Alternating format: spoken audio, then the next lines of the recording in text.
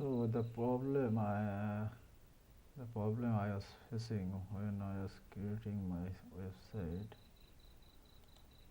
so I have noticed the issue here is that the header is not being the sticky, though I have set the position is sticky in the editor here, but this here is not being sticky.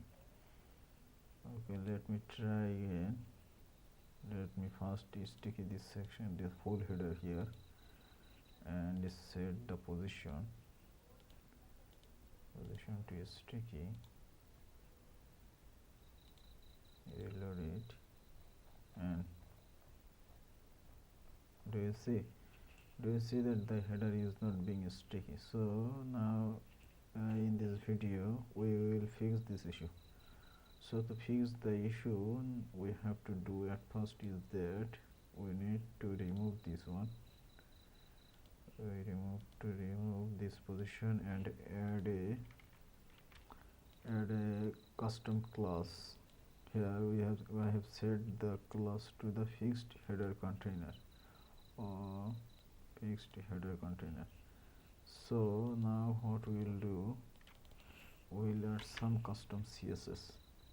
So let's go here and add the custom CSS. Paste the class, put a dot, and here what we set is that we will set the position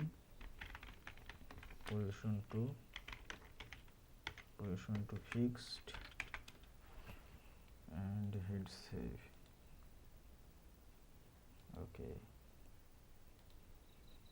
Okay, now reload it. Okay, now it is still not working. What is the issue? Position fixed header container here, it's okay.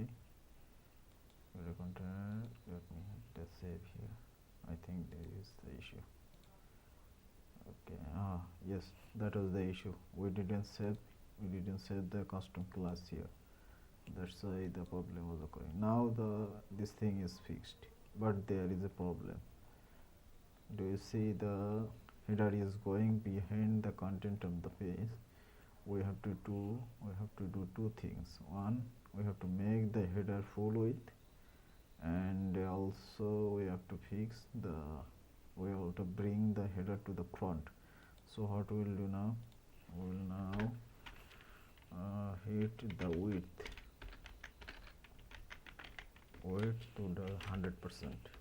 What you will do, it will take the 100% width of the screen, and to bring the header to the front, we will add the Z index. We will set it 99 and hit save. Reload it. We have done it. The header is now full width, and also it's on the up of the whole of the project, all of the base content. Okay, now what I do, I want a small padding in the both side like this one. So now we should go to editor and add a padding here. What we will do, we will add 16 pixel on the both side. Hit save and reload it. Bingo, we have fixed the issue.